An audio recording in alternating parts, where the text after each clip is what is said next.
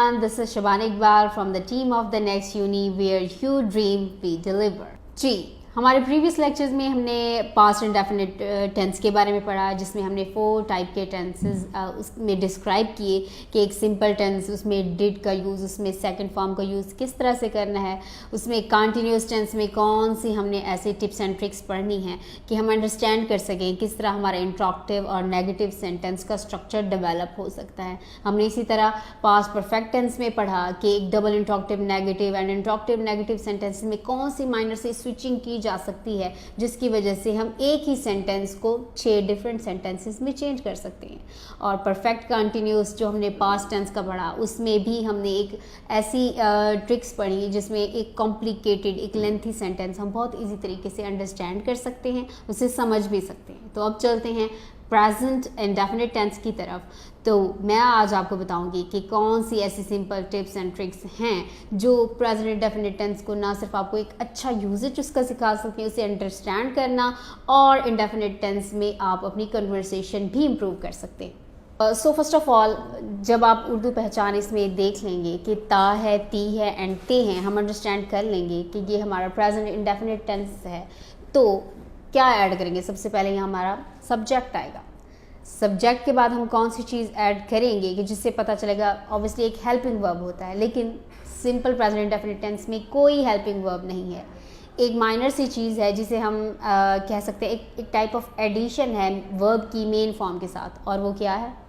और वो ये है कि अगर तो हमारा सब्जेक्ट सिंगुलर होगा, हिना है, आयशा है, ही, शी या इट, ही, शी, इट के साथ हमने क्या ऐड करना है? हमने इसके साथ एस या ई एस का एडिशन करना है। और अगर इसी तरह हमारा सब्जेक्ट प्लूरल होगा, दे, वी, यू होंगे, तो उसके साथ एस और ई एस का एडिशन नहीं होगा, और बगैर किसी हेल्पिंग वर्ब के हमारा सिंपल सेंटेंस क्या होगा? कंप्लीट हो जाएगा विद ऑब्जेक्ट और वर्ब की जो है main first form of the verb के साथ।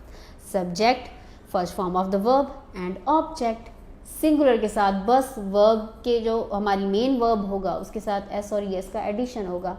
सपोज कैसे सेंटेंस इसका जाकर बनेगा कि सिंगुलर का अगर मैं बनाऊँ तो कि हिना गोज़ टू स्कूल।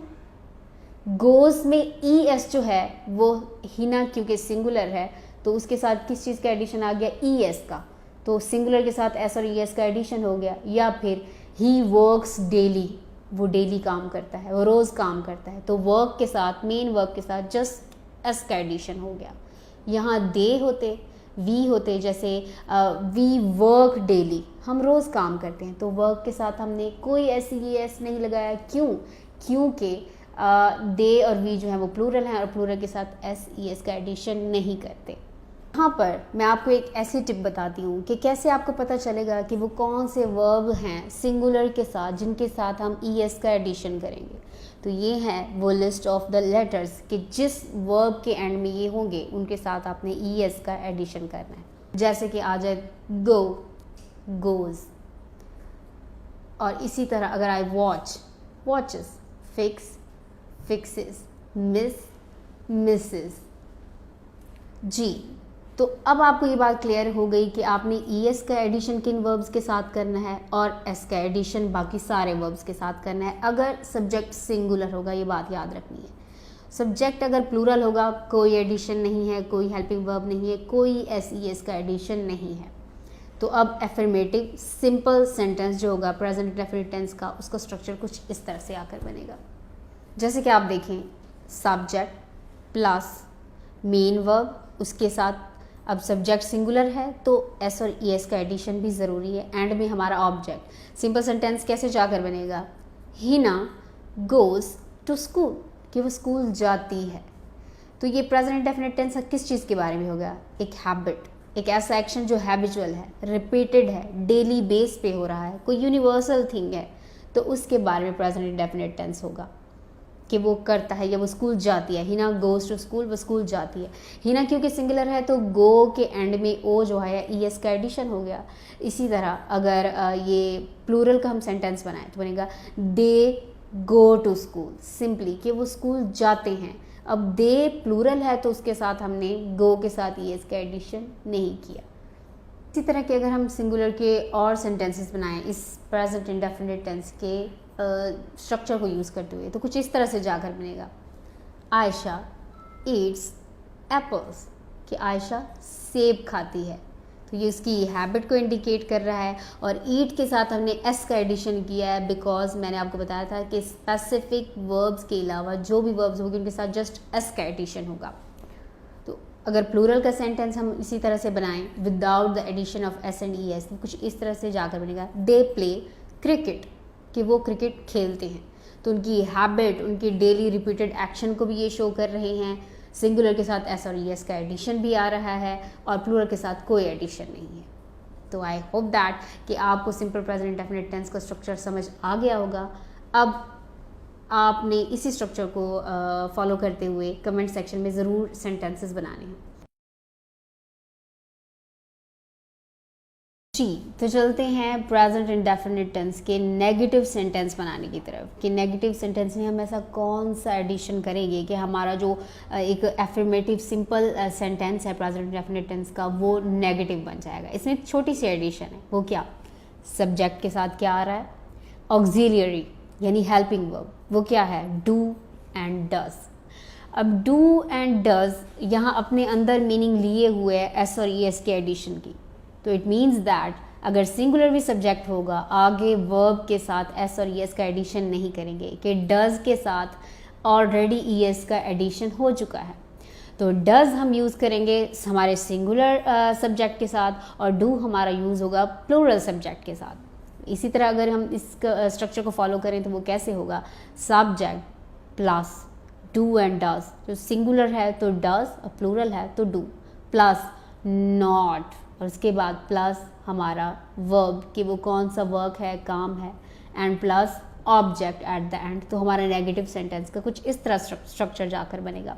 तो क्या सेंटेंस बनेगा हमारा नेगेटिव का यहाँ कि Hina does not go to school. अब यहाँ गो के साथ ई एस नहीं लगाया बिकॉज डज के साथ ऑलरेडी ई एस आ चुका है, तो गो के साथ लगाने की ज़रूरत नहीं रही कि Hina does not go to school, कि वो स्कूल नहीं जाती है। प्लूरल का बनाएं तो वहाँ हम डू लगाएंगे, वहाँ भी किसी किस्म का वैसे भी एडिशन की ज़रूरत नहीं है कि they do not play cricket, वो क्रिकेट नहीं खेलते। तो इस तरह से हमारा ये सेंटेंस स्ट्रक्चर भी कंप्लीट हो जाएगा। जस्ट डू डज का और नॉट का एडिशन हुआ है और एस और ई एस वहाँ से वर्ब से स्किप होकर वो डज के साथ आ गया है, इतना सा एडिशन, और यहाँ हमारा सिंपल एफर्मेटिव से नेगेटिव सेंटेंस बन जाएगा प्रेजेंट इंडेफिनिट टेंस का। तो इसी तरह इस स्ट्रक्चर को फॉलो करते हुए और सेंटेंसेस अगर हम बनाएं तो वो कैसे जाकर बनेंगे कि Aslam does not write a letter, कि असलम एक ख़त नहीं लिखता। या फिर प्लूरल का बनाएं तो they do not involve in this matter, कि वो इस मामले में मुदाखलत ही नहीं करते। तो ता है, ती है, ते हैं, उनकी हैबिट, उनके डेली रिपीटेड एक्शन को शो कर रहा है। सो आई होप दैट कि इस स्ट्रक्चर को फॉलो करते हुए आप भी कमेंट सेक्शन में इसके सेंटेंसेस ज़रूर बनाकर मेंशन करेंगे।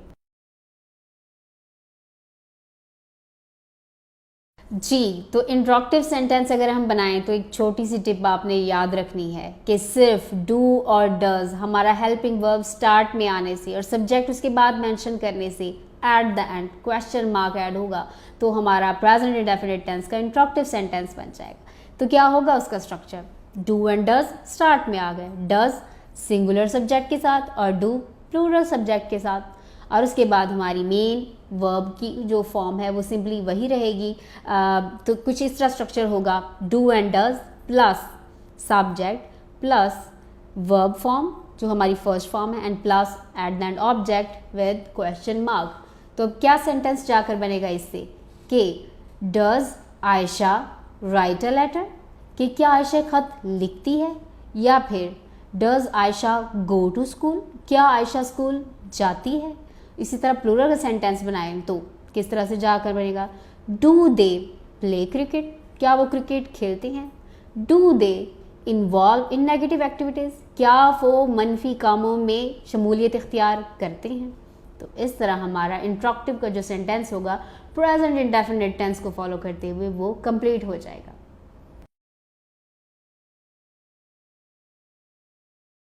जी, तो प्रेजेंट इंडेफिनिट टेंस का डबल इंट्रोक्टिव हमने सेंटेंस बनाना है, क्योंकि आपको पता है कि हम 6 टाइप के सेंटेंस स्टडी कर रहे हैं। जस्ट सिंपल नेगेटिव इंट्रोक्टिव की डिस्कशन करके जान नहीं छुड़ा रहे हैं, हम इस पे कंप्लीट ग्रिप करने के लिए आपको इसका इंट्रोक्टिव, नेगेटिव, डबल इंट्रोक्टिव नेगेटिव और डबल इंट्रोक्टिव भी आपको सेंटेंसेस बनाना सिखाएंगे। तो प्रेजेंट इंडेफिनिट टेंस में किस तरह से हम इसको अंडरस्टैंड कर पाएंगे? सिंपली जो WH हमारे वर्ड्स हैं, जो डबल इंट्रोक्टिव हमारे वर्ड्स हैं, स्टार्ट में आ जाएंगे। उसके बाद हमारा हेल्पिंग वर्ब क्या है? डू एंड डज, उसके बाद वो आ जाएगा। तो WH वर्ड प्लस हमारा डू डज प्लस सब्जेक्ट, तो देखते ही पता चल जाएगा कि जो यहाँ पर डबल इंट्रोक्शन की बात हो रही है, डबल इंट्रोक्टिव सेंटेंस की बात हो रही है।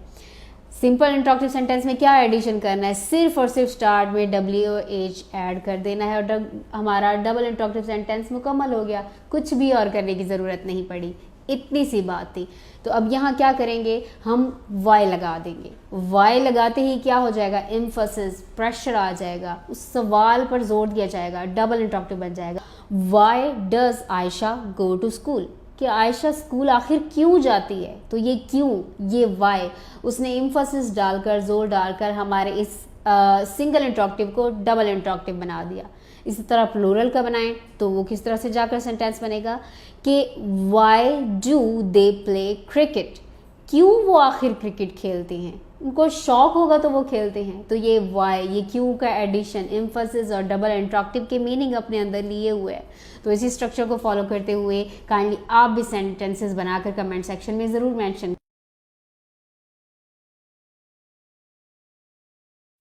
जी, तो अब चलते हैं इंट्रोक्टिव नेगेटिव सेंटेंस बनाने की तरफ। इंट्रोक्टिव नेगेटिव के एक उसमें क्वेश्चन भी पूछा जा रहा है उस सेंटेंस में और किस चीज़ की निगेशन भी हो रही है, और वो है भी प्रेजेंट इंडेफिनिट टेंस के बारे में। तो क्या चीज़ हम वहाँ देखेंगे? हमने इंट्रोक्टिव बनाने के लिए हमने क्या किया? हम डू और डज को स्टार्ट में लेकर आए। नेगेटिव बनाने के लिए क्या किया था? नॉट को हम कहाँ लेकर आए थे कि इसके सब्जेक्ट के डू डज के बाद। तो अब क्या करेंगे? दोनों को मिक्स कर लेंगे।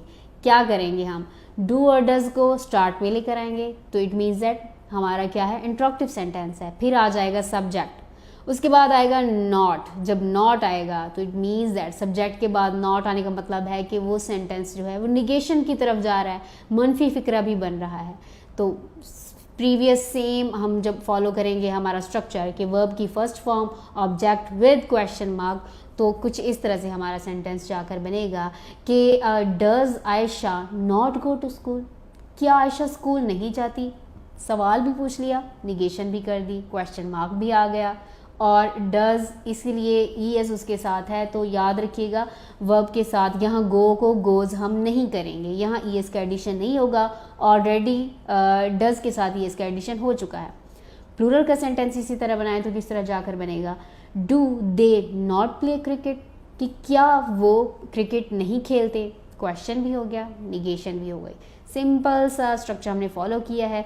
सब्जेक्ट को दरमियान में लेकर, डू डज को स्टार्ट में लेकर आए, नॉट को सब्जेक्ट के बाद लेकर आए, तो इंट्रोक्टिव नेगेटिव हमारा सेंटेंस यहाँ कंप्लीट हो जाता है। जी, तो अब हम पढ़ते हैं हमारे लास्ट सेंटेंस टाइप की तरफ, जो है डबल इंट्रोक्टिव नेगेटिव। तो प्रेजेंट इंडेफिनिट टेंस का डबल इंट्रोक्टिव नेगेटिव कैसे बनाएंगे?